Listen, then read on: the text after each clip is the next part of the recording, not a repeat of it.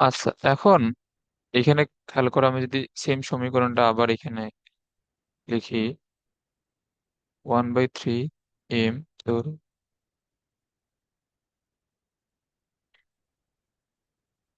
M N A C square. এখন এইটা হচ্ছে আমাদের নাম্বার অফ অ্যাভোগাড্রো ইউজ করার জন্য, যেহেতু অণুর সংখ্যা অ্যাভোগাড্রোর সংখ্যক হয়ে গেছে, তার মানে এখানে একমল সংখ্যক অণু আছে।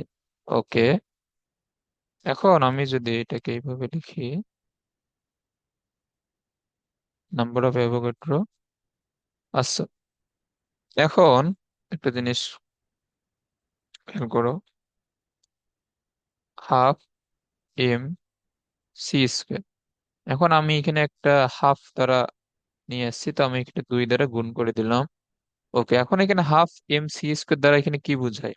হাফ এম সি স্কোয়ার দ্বারা এখানে হাফ এম সি স্কোয়ার দ্বারা বোঝায় এম, এখানে কি বলতো, এম হচ্ছে একটা অণুর ভর, আর সি হচ্ছে এখানে সকল অণুর জন্য এই বেগের মান। যেহেতু গড় বেগ হিসাব করছি, তো এটা সকল অণুর জন্যই প্রযোজ্য হবে। তাহলে এই যে হাফ এম সি স্কোয়ার, এটা দ্বারা এখানে কি প্রকাশ করবে? এটা দ্বারা এখানে প্রকাশ করবে একটা অণুর জন্য গতিশক্তি। এটা বুঝছো? হ্যাঁ, বুঝছি। ওকে, এটা হবে একটা অণুর জন্য গতিশক্তি।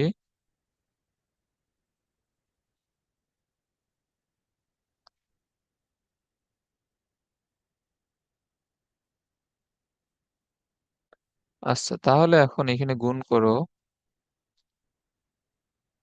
ই কে সমান কি হয়? 3 PV বাই 2 NA, এটা হয় না? হ্যাঁ, ওকে,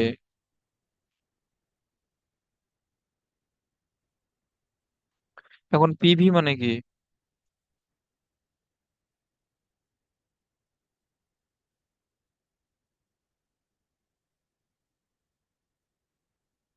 পিভি মানে এনআরটি, আমরা জানি।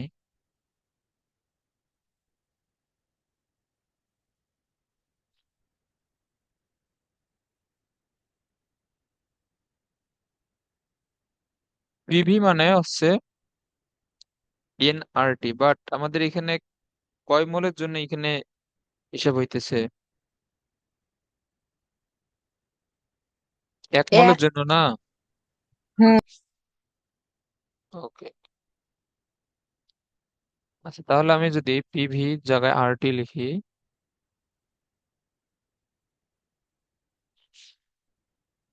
2/NA।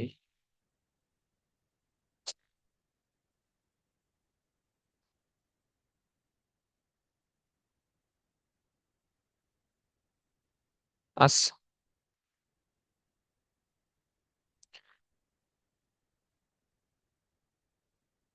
এখন এইখানে, আচ্ছা, NA যখন আছে তখন এখানে অ্যাভোগাড্রোর সংখ্যক অণু আছে। অ্যাভোগাড্রোর সংখ্যক অণু,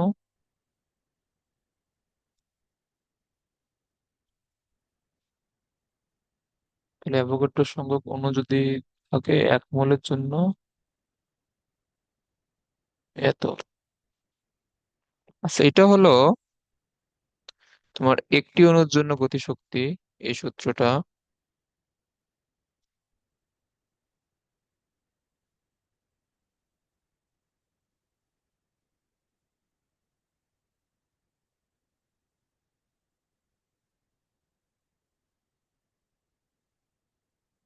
আচ্ছা, তাহলে 1 মোলের জন্য এই যে গতিশক্তি কি হবে বলো?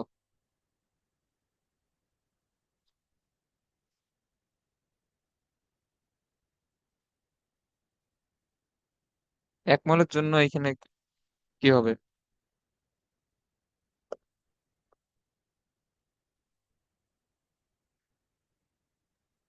এটা এর সাথে কি ইয়ে গুণ হবে, কি জানি, অ্যাভোগাড্রোর সংখ্যা। হ্যাঁ, এর সাথে যদি অ্যাভোগাড্রোর সংখ্যা গুণ দাও, এই, তাহলে এখানে কি চেঞ্জ হবে? এন এখান থেকে চলে যাবে, তার মানে হবে শুধুমাত্র 3RT/2, এটা হবে। আর হুম। এখন যদি আমি N মোলের জন্য এই যে গতিশক্তি বের করি,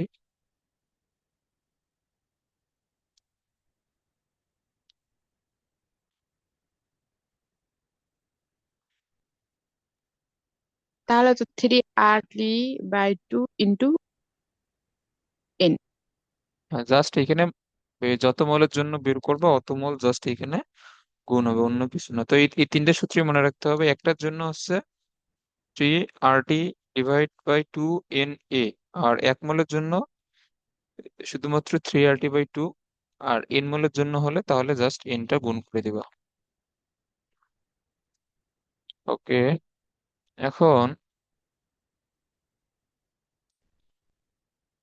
হ্যাঁ, এই যে এখন এই ম্যাথটা এই সূত্র দিয়ে সলভ করা যাবে।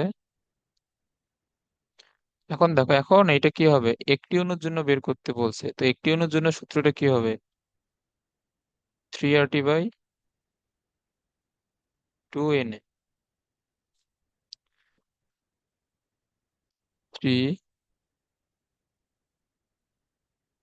8.314, আর টি কত?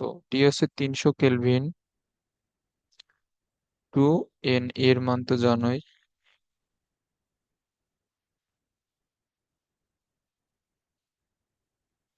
ওকে, তাহলে এটা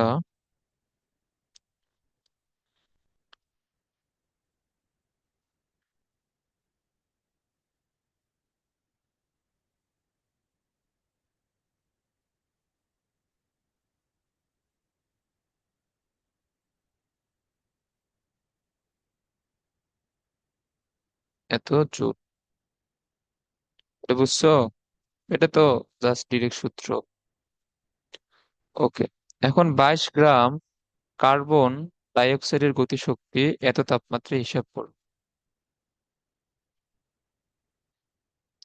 এখন 22 গ্রাম কার্বন ডাই অক্সাইড মানে কয় মোল? 22 / কার্বন ডাই অক্সাইডের জন্য 44, তাহলে 0.5 মোল। তাহলে সূত্রটা কি হবে? 3/2 N RT, এটা না? হ্যাঁ, এন এর মান 0.5। ওকে, আর RT, আর এর মান তো লিখলাম, টি এর মান হচ্ছে 37, মানে 310।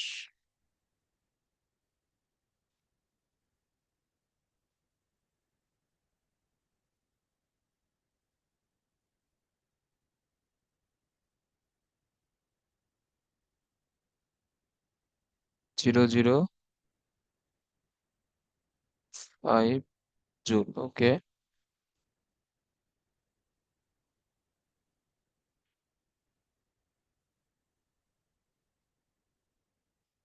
এখন এখানে বলছে যে তোমার ঘনত্ব দেওয়া। এখন এখানে ঘনত্ব দেওয়া থাকলে RMS বেগ কিভাবে বের করব?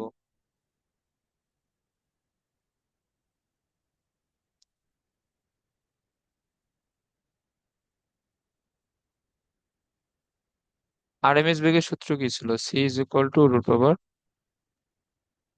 Three R T three by R T by M M okay, এখন একটা জিনিস খেয়াল করো, এখানে আমরা জানি ρ = কত? M/V, এটা না? হ্যাঁ, ওকে, তাহলে এসটিপি তে 1 মোল গ্যাসের জন্য ভি এর মানটা এই যে কত বলো তো? এসটিপি তে, 22.4। হ্যাঁ, এসটিপি এসটিপি তে 1 মোলের জন্য হচ্ছে 22.4। ওকে, তাহলে আমি যদি ρ × ভি দেই, এখন ভি এর মান আমি যদি 22.4 দেই, মানে এটা 1 মোল গ্যাসের আয়তন, হ্যাঁ। তো 1 মোল গ্যাসের আয়তনের সাথে যদি আমি রোটা গুণ করি, তাহলে এখানে কি পাওয়া যাবে বলো তো? এম ভর। হ্যাঁ, তাহলে 1 মোল গ্যাসের আয়তন আমি যখন ইউজ করব, তখন এখানে আহ ভরটা তাহলে এখানে 1 মোলের জন্যই ভর হবে না? হ্যাঁ,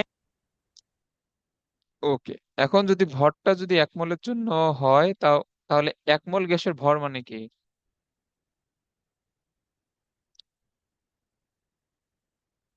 এক মোল গ্যাসের ভর মানে তার আণবিক ভর, মানে তখন আমি এই যে এই সূত্রের এম এর মানটা পাবো, এটা বুঝছো?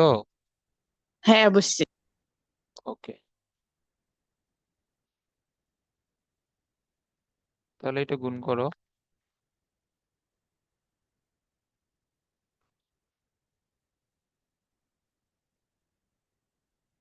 তাহলে এটা হবে 32.0096। এই দেখো, অক্সিজেনের আণবিক ভর তো 32 হওয়া উচিত, তো এখানে যেটা আসে ওইটা ইউজ করবো। তো এটা আসবে কোন এককে? এটা আসবে গ্রাম একক, এবং এটাকে নিয়ে যেতে হবে কেজি এককে, দেন সূত্রে ইউজ করা যাবে এত -3 কেজি।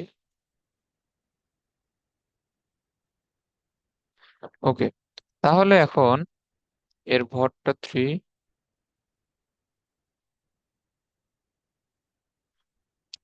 এসটিপি মানে কত? 0 ডিগ্রি সেলসিয়াস, মানে 273 কেলভিন। আর এটা হচ্ছে 32।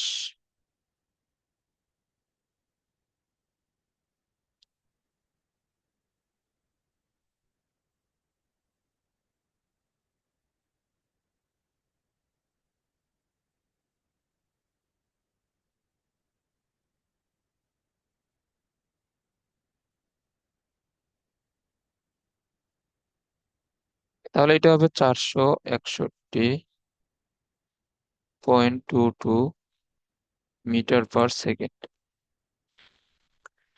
ওকে।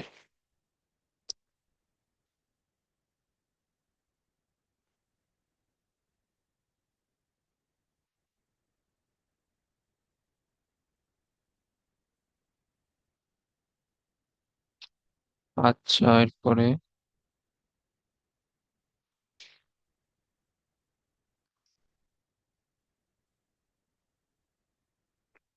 আচ্ছা, দেখো,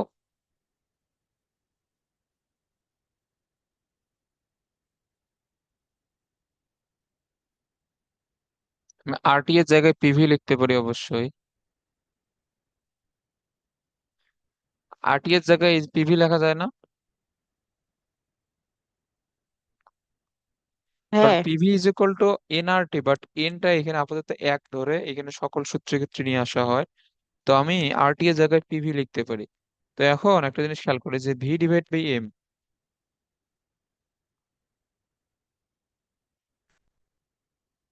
ভি ডিভাইড বাই এম, এইটা কি হবে? এই যে দেখো, এম রো। ডিভাইড বাই, না না, মান। 1/ρ হবে। হুম, হুম।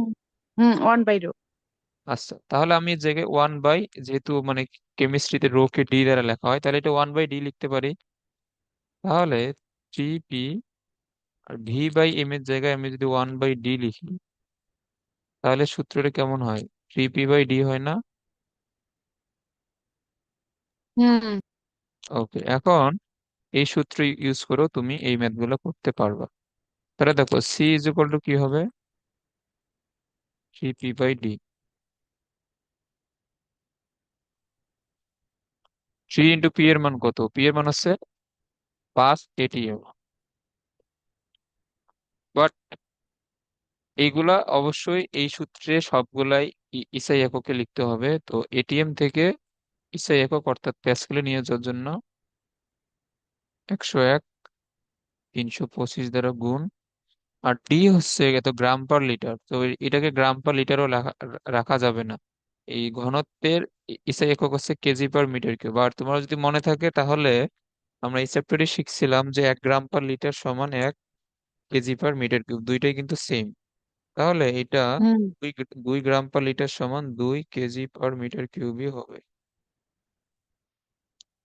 এগুলো মনে রাখবে কিন্তু, এই যে এককের যেগুলো ট্রান্সফার আছে এই চ্যাপ্টারে, এটা হচ্ছে 871.7।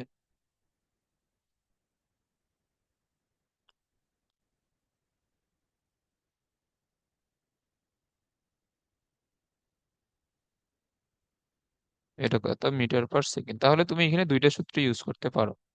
এখন তুমি এই সূত্রটা তোমার অবশ্যই মনে রাখতে হবে। কেন মনে রাখতে হবে? আমার না হয় এখানে এসটিপি উল্লেখ করে দেওয়া আছে, জন্য আমি 22.4 গুণ করতে পারছি। এটা কিন্তু বুঝো, এটা খুবই ভালোভাবে বুঝতে হবে। তুমি সব ম্যাথে 22.4 গুণ করতে পারবা না, কারণ এই যে তুমি যদি এই যে এই ম্যাথটায় 22.4 যদি গুণ করতা তাহলে কিন্তু অ্যান্সার ভুল আসতো। কারণ তোমার চাপের মানটা 5 ATM দেওয়া। 5 ATM কি এসটিপির মান? 5 ATM না। না। তো এখন তুমি কিন্তু 22.4 গুণ করতে পারবা না। তো 22.4 তুমি কখন গুণ করতে পারবা? যখন তোমার এসটিপি বলে দেওয়া থাকবে, অথবা যদি তোমার প্রশ্নে এসএটিপি বলে দেওয়া থাকে, তাহলে তুমি এসএটিপির ক্ষেত্রে যে 24.789 সেইটা যোগ করতে, সরি, গুণ করতে পারবা। বাট অন্যান্য ক্ষেত্রে যদি এসটিপি বা এসএটিপি এরকম কিছু বলে না দেওয়া থাকে, তাহলে তুমি 22.4 অথবা 24.789 কোনোটাই গুণ করতে পারবা না। তো সেই সব ক্ষেত্রে তোমার এই সূত্রটা লাগবে, যে C is equal to root over 3 P by D. তো এটা মনে রাখতে হবে। এই ম্যাথ গুলো বুঝছো? হ্যাঁ, বুঝছি। ওকে।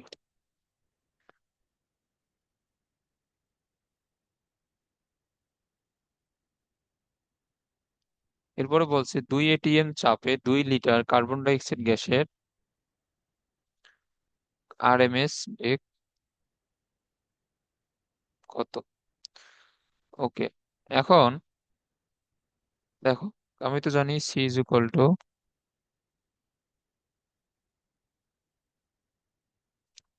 3 RT/m। এখন যেহেতু পিভি দেওয়া আছে, আমি আরটি এর জায়গায় অবশ্যই পিভি লিখতে পারি। পিএসএ এটিএম এককে, তাহলে এটাকে নিয়ে যেতে হবে প্যাসকেলে। ভি আছে লিটার এককে, 2 লিটার। 10⁻³ দ্বারা গুণ করলে এসআই একক মিটার কিউবে যাবে। এইগুলো আশা করি কোনো সমস্যা না। আর কার্বন ডাইঅক্সাইডের জন্য কত হবে? 44 গ্রাম পার মোল, তাহলে এটাকে 1000 দ্বারা ভাগ দিলে কেজি পার মোল। এগুলো কিন্তু অবশ্যই সবগুলা ইসে এককে নিয়ে যেতে হবে, এটা মাথায় রাখবো। আচ্ছা, আর আর তো এখানে কিছু নাই। 2 101 325,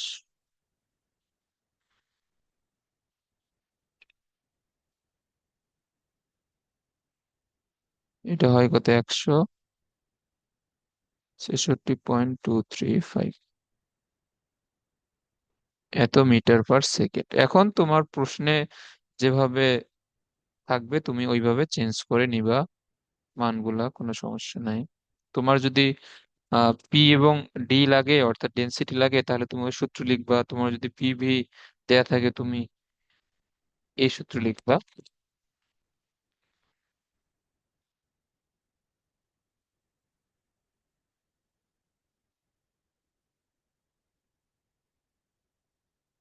আচ্ছা, এই গ্যাসটির 0.25 মোলের আয়তন 1 লিটার। 1200 কেলভিন তাপমাত্রায় এত এটিএম চাপে উক্ত গ্যাসের একটি অণুর গড় গতি শক্তি নির্ণয় করো। আচ্ছা, একটি অণুর জন্য সূত্রটা কি ছিল? 3 RT/2 ডিভাইড বাই NA। যেহেতু একটি অণুর জন্য বলছে, সেহেতু অ্যাভোগাড্রো সংখ্যা দ্বারা এখানে ভাগ হবে। ওকে।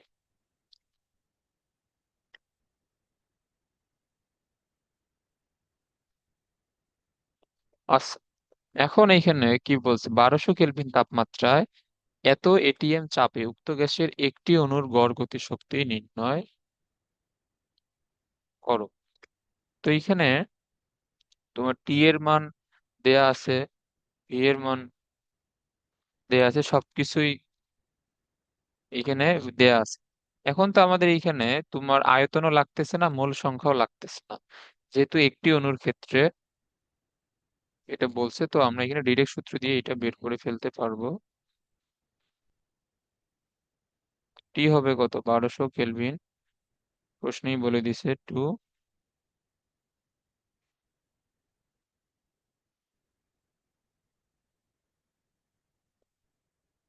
এইখানে তোমার এই যে মোল সংখ্যা এবং আয়তন, এগুলোর কোনো কাজ নাই।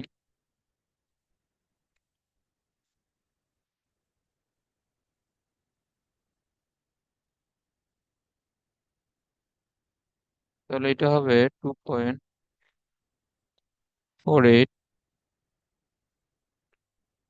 এত 20 জুল। এটা বুঝছো? হ্যাঁ, বুঝছি। ওকে।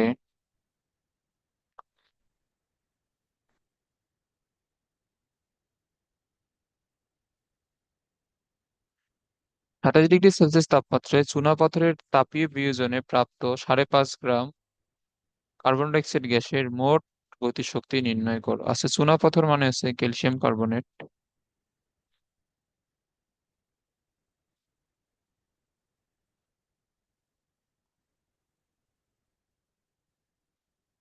আচ্ছা, এখন ক্যালসিয়াম কার্বনেটকে তুমি যদি তাপ দাও, মানে তাপ দেওয়া মানে এটা তাপ দিলে ভেঙে যাবে। তাপ দিলে এইটা ক্যালসিয়াম অক্সাইড এবং কার্বন ডাই অক্সাইডে ভেঙে যাবে। তো এইখানে চুনাপাথরের তাপীয় বিয়োজনে যে তুমি কার্বন ডাই অক্সাইডটা পাবা তার মোট গতিশক্তি। এখন মোট মোট গতিশক্তি মানে তোমার এখানে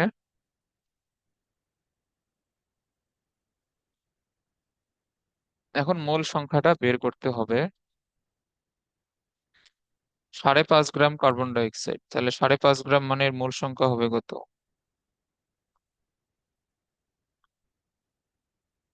এটা এত মোল, 5.5 ÷ 44। তাহলে মোট যে গতিশক্তি, আমরা জানি মোল সংখ্যা জানা থাকলে 3/2 NR। এই এন কত?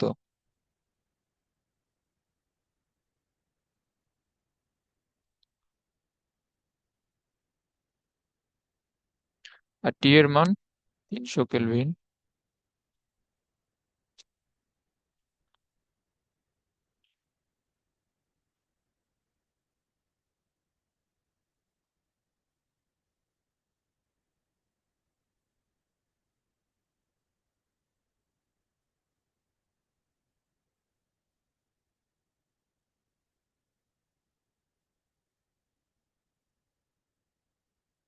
এত জুল। এখন এইখানে জাস্ট এইখানে তাপীয় বিয়োজনটা এমনিতেই দিয়ে দিছে, এর কোনো কাজ নাই আসলে।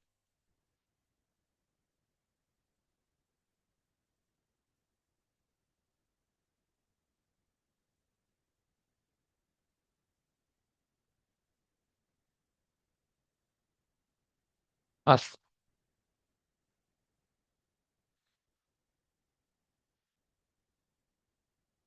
9 নম্বরে এখানে কি বলছে, এ গ্যাসের বর্গমূল গড় বর্গবেগ, মানে সি এর মানটা বের করতে বলছে। এটা সূত্র কি? 3 RT/M। এখন দেখো, এখন এখানে তোমার এম কিন্তু পারফেক্টলি দেওয়া নাই, তাহলে তুমি কোন সূত্রটা ইউজ করবা? এখানে কি কি ওয়ান। আহ, এখানে দেওয়া আছে 20°C তাপমাত্রায় এত এটিএম, এত, এত। আচ্ছা, এখন এখানে এম তোমার সূত্রে যে এম আছে এটা কিন্তু আণবিক ভর, এটা এটা খেয়াল রাখবা। তো এখন এ- আগে তোমাকে আণবিক ভরটা বের করে নিতে হবে। এই যে এখানে এম কিন্তু, এখানে যে দেওয়া 0.84, এই ভর কিন্তু ইউজ করা যাবে না, কারণ এম হচ্ছে এখানে আণবিক ভর। তো আগে তোমাকে PV is equal to nRT সূত্র থেকে আণবিক ভরটা বের করে নিতে হবে। পি কত এখানে? পি হচ্ছে 0.97 ATM, আর 0.4 লিটার হবে। এন হচ্ছে W/M। আর আমি যেহেতু এটিএম লিটারে লিখছি, তাহলে এটা 0.02। টি হচ্ছে 20°C, মানে 293 কেলভিন। ওকে, তাহলে এম সমান কি হবে? উপরে ডাব্লিউ অর্থাৎ 0.84 × 10^-2 ভাগ হবে 0.97 × 0.4।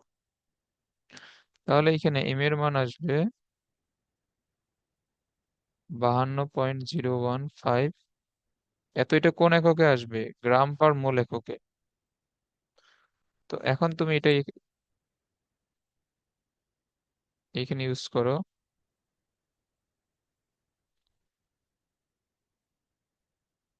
এম হবে এখানে কত? এটা হচ্ছে গ্রাম পার মোল এককে।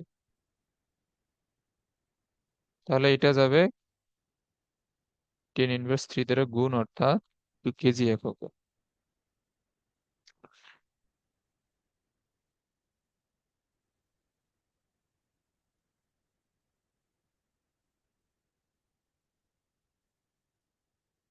তাহলে এটা আসবে 374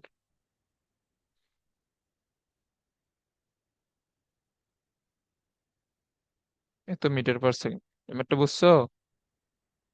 হ্যাঁ, বুঝছি। এখন কোন গ্যাসটার ব্যাপন হার এখানে বেশি হবে? আমি তো এ এ গ্যাসের জন্য আণবিক ভর অলরেডি বের করছি। তো এখন তুমি বি গ্যাসের জন্য আণবিক ভরটা বের করবা, তারপরে ব্যাপন হারের ম্যাথ তো আমরা কালকে করছি। যার আণবিক ভর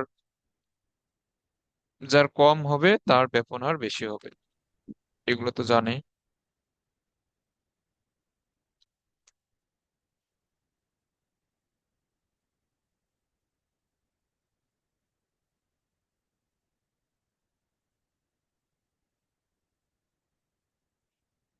আচ্ছা, এখানে আহ কি বলছে, গ্যাস মিশ্রণের মোট চাপ।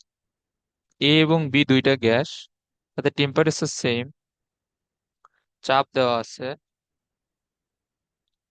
ভর দেওয়া আছে, আয়তন দেওয়া আছে। তাহলে গ্যাস মিশ্রণের মোট চাপ এখানে কি হবে? যেহেতু মিশ্রণের আয়তন আলাদাভাবে বলে দেয় নাই, তাহলে এখানে কি হবে? পি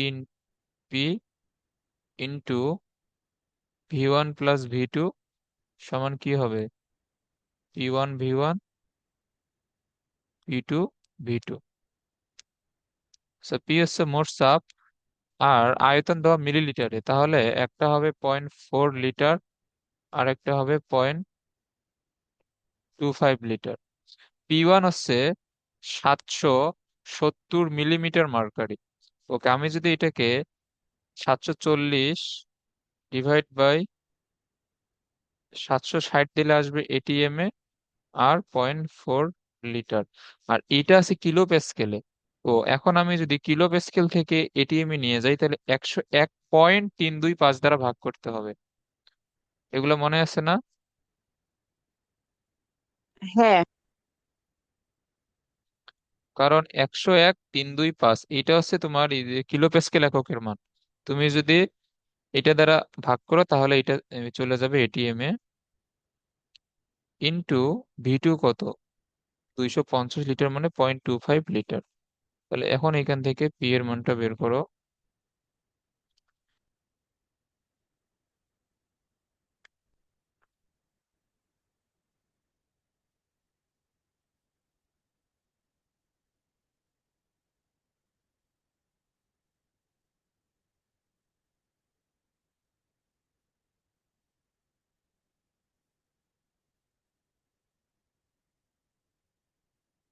তাহলে পি হবে কত?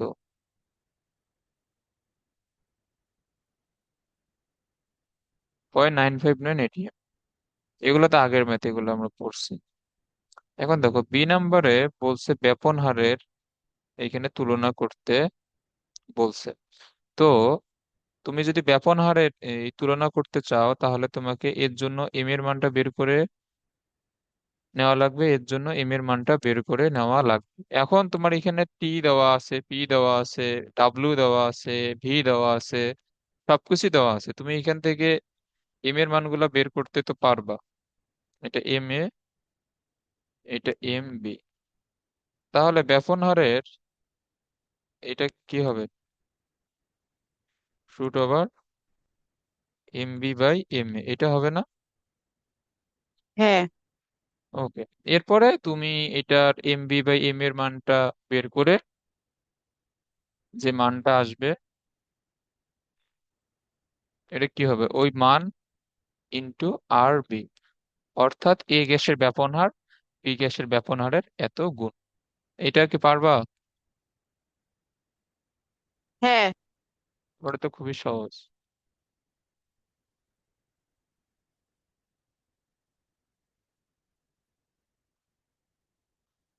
আচ্ছা, এরপরে কি বলছে? 5 গ্রাম এ গ্যাসের গতিশক্তি নির্ণয় করো। তাহলে 5 গ্রাম এ গ্যাস, তাহলে এ গ্যাসের মোল সংখ্যা হবে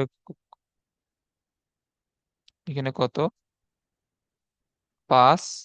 এখন দেখো, এখন তুমি এর মোল সংখ্যাটা কিভাবে বের করবা? এই যে এম এ, এইখানে তুমি যে খ নম্বরে যেটা বের করবা, ওইটা এই দিলেই তো এ গ্যাসের মোল সংখ্যা বের হয়ে যাবে। তারপরে এত মোলের এই গতিশক্তি কি হবে? 3/2 N A R T temperature তো দেওয়াই আছে, এটা পারবা? হ্যাঁ। ওকে। এরপরে আবার দুইটার ক্ষেত্রে সিআরএমএস বেগ বের করবা। সিআরএমএস বেগের সূত্র কি?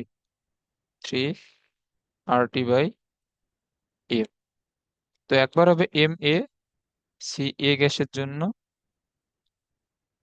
আর একটা কি হবে? MB, যেগুলো তুমি অলরেডি বের করবা। তারপরে CA/CB বের করবা। এগুলো সহজ ম্যাথ, এগুলো তো পারা উচিত। ওকে, এগুলো নিজে করিও। উম, এরপরে এখানে কি বলছে, উদ্দীপকে 25°C তাপমাত্রায় এ এবং বি গ্যাসের মিশ্রণের মোট চাপ। এটা তো সহজ। যে 1 ডেসিমিটার কিউব মানে কত? এইখানে 1 ডেসিমিটার কিউব মানে কিন্তু 1 লিটার, এগুলো আমরা জানি। তাহলে এখানে কি হবে, মোট চাপ P1 দেওয়া, V1 দেওয়া, P2 দেওয়া, V2 দেওয়া, মোট চাপ এখান থেকে বের করবা। সহজ ম্যাথ এগুলো। আর বি এবং সি পাত্রের গ্যাসের মধ্যে কোনটি অধিক হারে ব্যাপিত হবে, এটা কিভাবে এখান থেকে বের করবা? বি এবং সি পাত্র কোনটা অধিক হারে এখান থেকে ব্যাপিত হবে?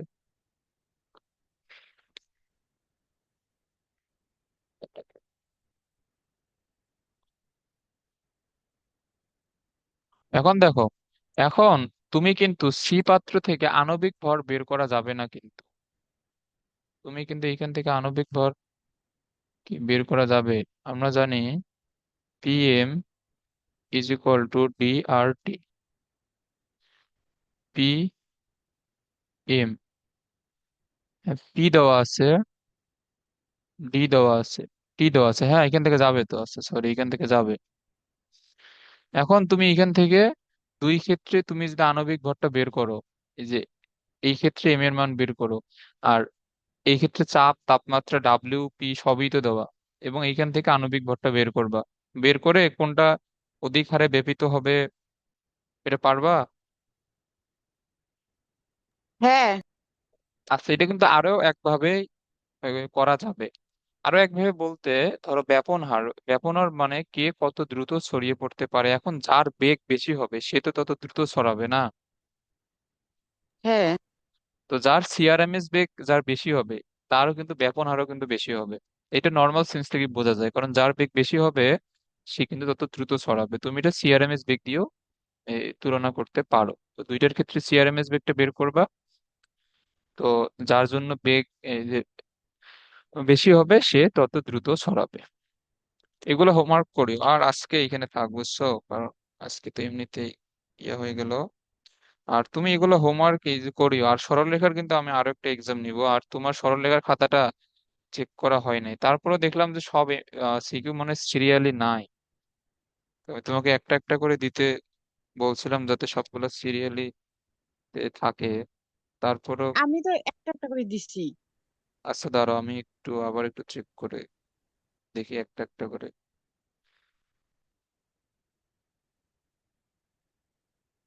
একটা একটা করে বলতে, একটা একটা করে দিলে ওই যে খ আর গ উল্টা পাল্টা হয়ে গেছে আর কি। যে 1 নং প্রশ্নের ক, এরপরে আছে খ, খ এর পরে গ। আচ্ছা, 1 নাম্বার সিকিউটা ঠিক আছে।